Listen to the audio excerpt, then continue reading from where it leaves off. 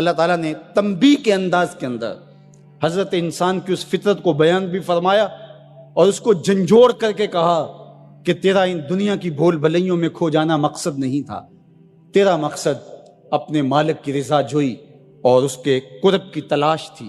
تو فرمایا بل توسرون الحیات الدنیا، تمہارا ترجیحی انداز کیا ہے کہ تم دنیا کی جیتی زندگی کو ترجیح دیتے ہو، والآخرۃ خیر وابقیٰ، حالانکہ آخرت بہتر بھی ہے اور آخرت دائمی بھی ہے، نہ ختم ہونے والی زندگی ہے آخرت، کبھی ختم نہیں ہوگی۔ یہ دنیا جتنی بھی ہو، ایک آدمی 100 سال بھی زندگی پائے تو پھر بھی تو موت ہی ہے۔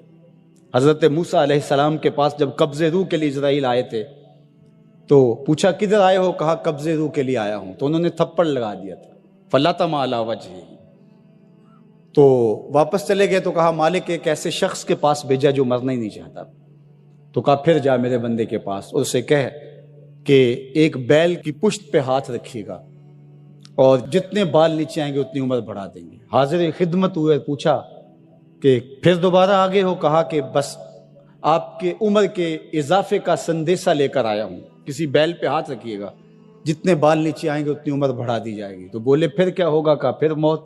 کہا اگر پھر بھی ہے تو ابھی روح قبض کر، 100 سال بھی جئیں گے تو پھر بھی موت ہے، موت ہے ہنگامہ آرا کلزم خاموش میں، ڈوب جاتے ہیں سفینے موج کی آغوش میں۔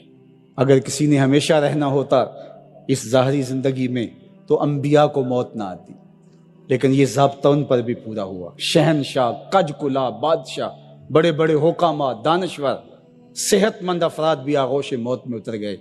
میں اور آپ ہوتے کیا ہیں؟ ہم تو ایک ایسا جرثومہ جو خوردبین سے بھی پورا دکھائی نہیں دیتا، اس نے پوری دنیا کو ہلا کے رکھ دیا۔ انسان ذرا دیکھ تو ہے کیا، وما یعلم جنود ربک الا ھو، اللہ کے لشکروں کو تو جانتا ہی نہیں ہے کہ اس کے لشکر کیسے ہیں۔ وہ لنگڑے مچھر سے نمرود کے تکبر کو خاک میں ملانا جانتا ہے، وہ ابابیلوں سے ہاتھی مروانا جانتا ہے، وہ کرونا وائرس سے پوری دنیا کا نظام معطل کرنا جانتا ہے، اس کے لیے کوئی مشکل نہیں ہے۔ والآخرۃ خیر وابقیٰ، کہا آخرت بہتر بھی ہے، دائمی بھی ہے۔ زندگی تو گزر ہی جاتی ہے جیسے گزرے، اصل زندگی آخرت کی زندگی ہے۔ خندق کھودتے صحابہ پر پیار آیا تو یہی کہا اللہ زندگی وہی ہے جو آخرت کی زندگی ہے، میرے انصار کو بھی بخش دے، میرے مہاجروں کو بھی بخش دے۔ یہ زندگی اچھی بنا لیں، میں نہیں آپ کو روکتا، گھر بھی اچھا بنا لیں، گاڑی بھی آپ کے پاس اچھی ہونی چاہیے، اچھا کھائیں اچھا پہنیں، بالکل نہیں روکتا، شریعت بھی منع نہیں کرتی، لیکن یہ چیزیں اگر آخرت کے سودے پر ہوں، آخرت کو برباد کر کے حاصل کی جائے تو یہ خسارے کا سودا ہے۔ اور اگر آخرت کا کچھ نہیں بگڑتا اور دنیا کی زندگی بھی سنورتی ہے تو یہ راستے ملتے ہیں، ہمارا دین ہمیں راستہ دیتا ہے۔ تو آئیے یہ جہاں بھی سوار لیجئے، وہ جہاں بھی سوار لیجئے، میں اور آپ ایک ایک سانس اللہ کے لیے، اس کے رسول کے لیے بسر کریں۔ ہم جئیں تو اس کے لیے، ہم مرے تو اس کے لیے۔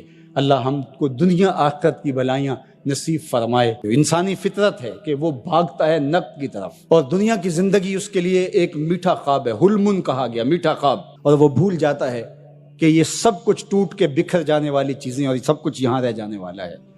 دنیا اس کو میٹھی لگتی ہے، دل آویز لگتی ہے، اور اس دل آویزی میں اتنا کھو جاتا ہے کہ وہ اپنے مقصد زندگی سے منحرف ہو جاتا ہے۔ جو اس کا مقصود حیات تھا، جس کے لیے اس کی تخلیق ہوئی ہے، اس سے وہ پھر جاتا ہے۔ جب کسان ہل چلاتا ہے اور فصل پکتی ہے تو چڑیاں آ کے اس فصل کو چگ جاتی ہیں، کچھ دانے اٹھا کے لے جاتی ہیں، تو روایت میں آتا ہے کہ وہ اٹھائے ہوئے جو دانے چڑیاں لے گئی ہیں، اللہ ان کو بھی اس کسان کے نامہ اعمال میں صدقے کے ثواب میں لکھتا ہے۔ تو یہ دین ہے ہمارا۔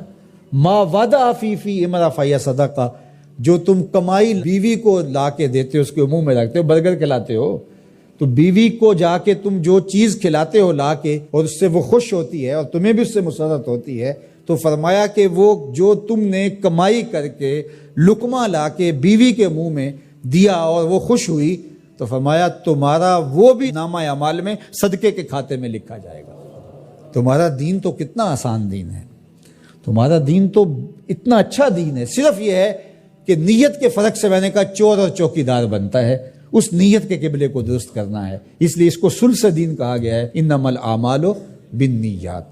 تو ہم اس کے لیے جیتے ہیں. میری زندگی کا مقصد تیرے دین کی سرفرازی، میں اسی لیے مسلمان، میں اسی لیے نمازی.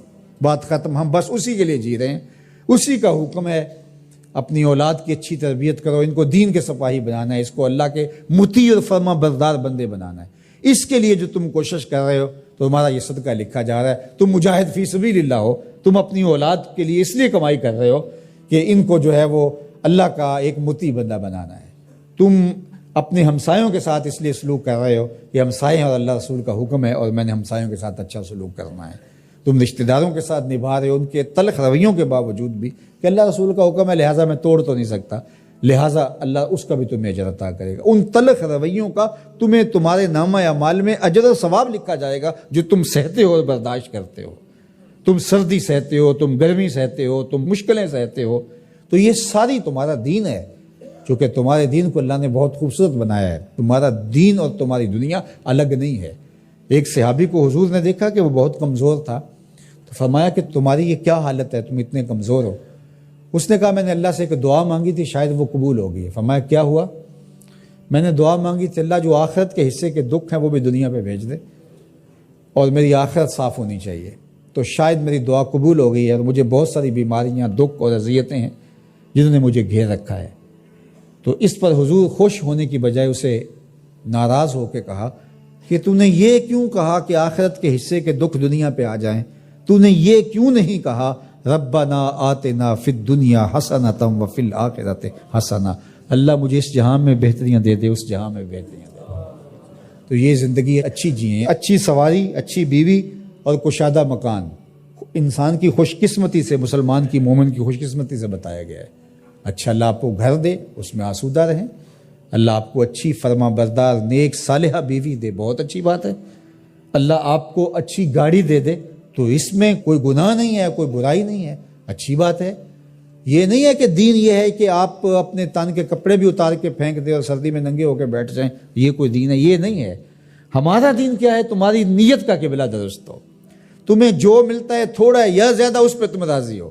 تھوڑا ملے تو پھر بھی مالک تیری مرضی میں اس پہ راضی ہوں، اور زیادہ ملے مالک میں تیری مرضی پہ اور تیری عطا پہ راضی ہوں. تھوڑا ملے تو صبر کرے، زیادہ ملے تو بانٹنا شروع کر دے، بات ختم ہو گئی. اور کاروبار کرے تو اللہ کی رضا کے لیے جائے اور بچوں کو ایک اچھی تربیت کی نیت سے گھر سے نکلتا ہے. حتیٰ کہ جو کاروبار کرتے ہوئے مشقتیں آتی ہیں، ٹینشنیں آتی ہیں، پریشانیاں آتی ہیں، جھٹکے لگتے ہیں انسان کو، گاہک کے رویے کی وجہ سے کسی نے ادھار لے لیا، وہ پیسے نہیں دے رہا، بار بار اس کو کہنا پڑتا ہے، اس کے سخت اور تلخ رویے ہیں. یہ جو جھٹکے اور تکلیفیں اور جو ٹینشنیں آتی ہیں، اس تاجر کو اللہ کی جانب سے اس کا بھی ثواب عطا کیا جاتا ہے. تو یہ کتنی کرم نوازی ہے اس کی اور کتنی رحمت ہے اس کی جو اللہ تعالیٰ نے اہل ایمان پہ رکھی.